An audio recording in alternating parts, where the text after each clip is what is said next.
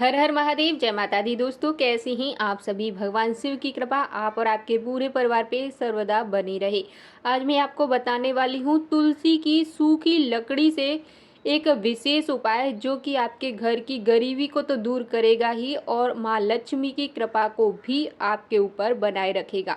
आप जो भी व्यापार करते हैं उसमें आपको तेजी से लाभ होगा और घर में सुख शांति बनी रहेगी और घर में किसी भी प्रकार की कोई समस्या नहीं आएगी। जैसे कि धन की समस्या हो, घर में लड़ाई झगड़े बहुत ज़्यादा होते रहते हैं, या घर में किसी प्रकार की कोई अन्य समस्या होगी, वो भी इस उपाय को करने से दूर हो जाएगी। अगर आपके घर में तुलसी का पौधा लगा है तो ये बहुत ही शुभ है। हर व्यक्ति को तुलसी का पौधा अवश्य लगाना चाहिए, क्योंकि जो तुलसी का पौधा होता है वो हमारे घर में बाहर से आने वाली जितनी भी नकारात्मक शक्तियाँ होती हैं उनसे हमारी रक्षा करता है। साथ ही तुलसी के पौधे से हम ये पता लगा सकते हैं कि हमारे घर में माँ लक्ष्मी का वास है या नहीं। इसका मतलब ये है कि जब तुलसी का पौधा हरा भरा होता है तो माँ लक्ष्मी हमसे प्रसन्न होती हैं। अगर वहीं तुलसी के पौधे में अन्य छोटे छोटे तुलसी के पौधे उगाते हैं तो ये समझो कि भरपूर मात्रा में माँ लक्ष्मी की कृपा हमको मिलने वाली है। वहीं अगर तुलसी सूख जाती हैं तो उनको भूल कर भी फेंकना नहीं चाहिए, उनकी जगह पे दूसरी तुलसी का पौधा लगाना चाहिए।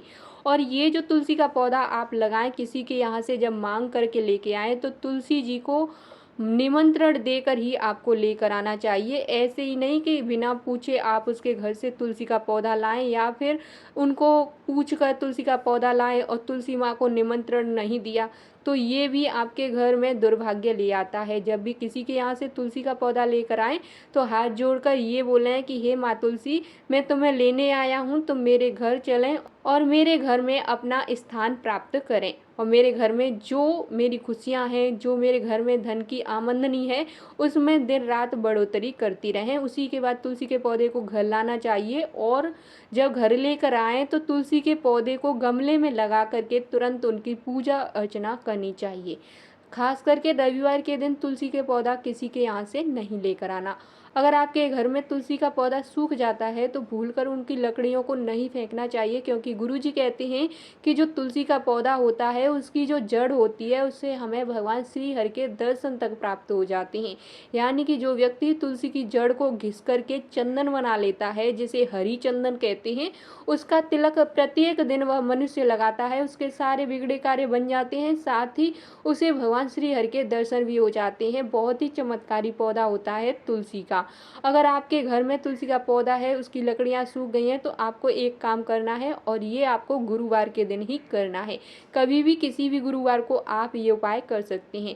इसके लिए जो तुलसी की लकड़ी है वो 3 से 4 इंच में आपको छोटी सी तोड़ लेनी है, यानी एक टुकड़ा बना लेना है, और उस टुकड़े को आपको रुई में लपेट देना है, यानी बाती बना लेनी है। पूरा जो टुकड़ा है वो ढक जाना चाहिए रुई से। पूरी बाती जैसी बनती है वैसे ही आपको इस लकड़ी से, वैसे ही इस टुकड़े से आपको बाती बना लेनी है। बाती बनाने के बाद जो गाय का शुद्ध घी है उसमें इस बाती को डुबो देना है, और डुबोने के बाद आपको एक कपूर का टुकड़ा लेना है और उस कपूर के टुकड़े को महीन पीस लेना है।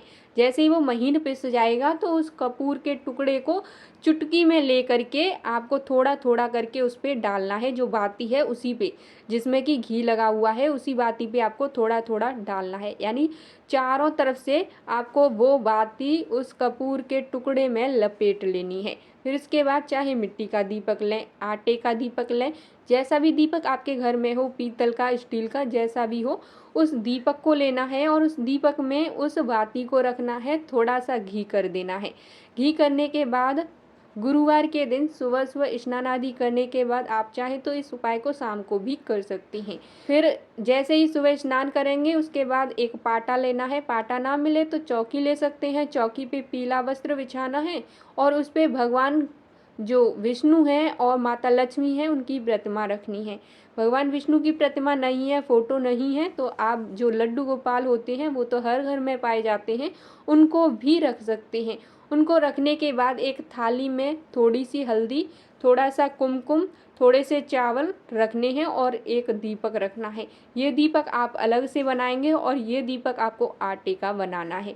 इस दीपक को बनाने के बाद जो आपने तुलसी की लकड़ी से दीपक बनाया है उस दीपक को भी उसी थाली में रखना है और 1 रुपये का सिक्का आपको इसमें रखना है। मिल जाए तो कोई भी लाल या पीले कलर का पुष्प मिलता है तो पुष्प भी आपको रख लेना है। रखने के बाद आपको जो लड्डू गोपाल हैं, जो भगवान विष्णु की प्रतिमा है, उनकी पूजा आरती करनी है, यानी दीपक जलाना है।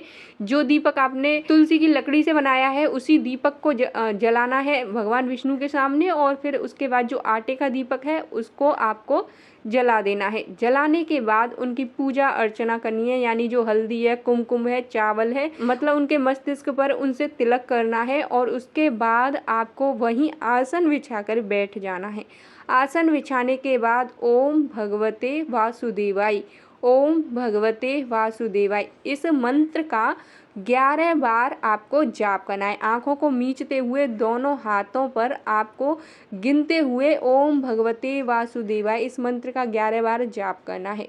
जाप करने के बाद पूजा संपन्न हो जाएगी। दीपक बुझना नहीं चाहिए, जो आपने तुलसी की लकड़ी का बनाया हुआ है वो जलता रहना चाहिए। और उसके बाद जो थाली में सामग्री रखी हुई है, जैसे चावल रखे हुए हैं, थोड़े बहुत रह गए हैं और जो 1 रुपये का सिक्का है वो रह गया है, वो सभी जो भी थाली में सामग्री है, फूल वगैरह, ये सभी सामग्री आपको एक छोटे से पीले कपड़े में बांध लेनी है। और बांधने के बाद भगवान विष्णु और माँ लक्ष्मी से प्रार्थना करनी है कि मेरे घर में जो मेरी बरकत रुक गई है, जो मेरे घर में आमदनी थी वो नहीं होती है, महीने का खर्चा नहीं चलता है, पैसे नहीं आते हैं, ये सारी समस्याओं से मैं बहुत ज़्यादा परेशान हूँ।